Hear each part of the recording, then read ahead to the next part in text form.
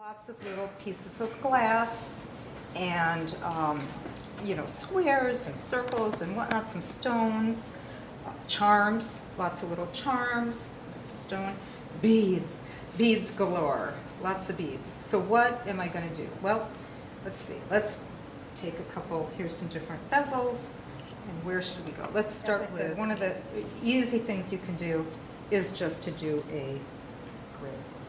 So I got a lot of purples and pinks here. So, I might just start a monotone kind of thing. I might just want to, and I always try to use the tweezers. These things are hard to work with. So you guys got tweezers. Maybe just a pattern like this. Maybe I'll do this. Yeah, okay. So there, I have a design. Someone hand me that tape there. Okay, this is like such a great tip. Okay, you can take this tape and place it on here carefully, and then save your design. But the thing with mosaics to think about is that line that's underneath there. And that is where you get, again, in that negative space, you're getting it from this color. So what you do is you take a little bit, and this might even be too much.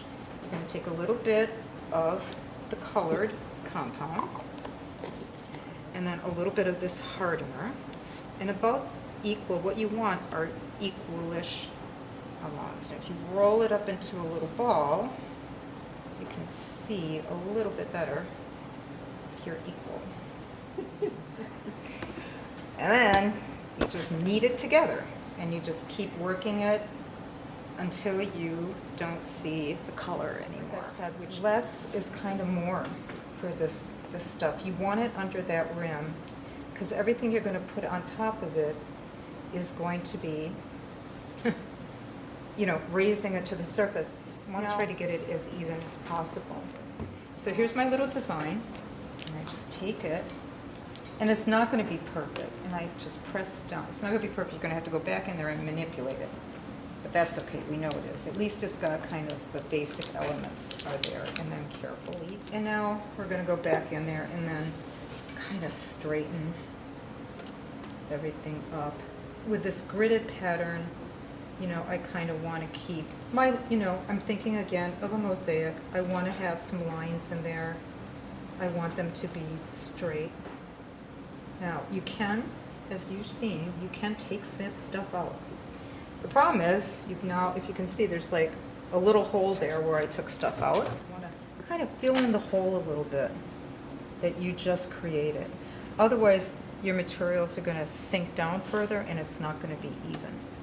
So now I'm going to go back in here, place that in there. Place this one in here. Not too bad. So now I'm going to kind of press everything down. That is another tip for you. When you first put your stuff on, don't press it down right away. Kind of lay your stuff, especially if you don't do the tape method and you just have your base and you start placing things on, just lightly place them on. Don't commit right away, because you want to go in there like I'm doing and kind of manipulate and straighten, and you might rethink, and you're like, now you all have, and I'm going to borrow this. This is your magic tool, this pin. This is like the best tool that you're going to have today. You can use this pin to go in here and scrape out that extra epoxy sculpt. And you're definitely going to find around the edges that you need to go in there and you need to clean it up. The other thing the pin is really great for is beads.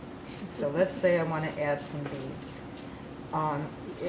Don't try it with a tweezer. So I'm going to go in here and I can grab these little beads, right, like this. And what I try to do is line up. If I'm going to do a whole row of these, I line up all the beads that I'm going to put in there at once.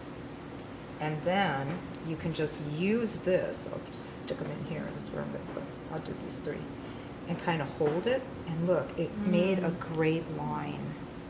just by using this, easier than trying to place one bead in there at a time.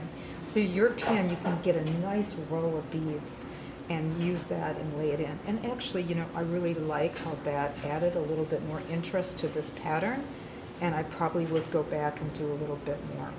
We have this solvent here, and you could probably use alcohol. In the kits we have, I just recommend you use alcohol. And could I get a Q-tip from you? And actually what I'm going to do is just dip it in here. So this solvent, I just get a little bit on a Q-tip.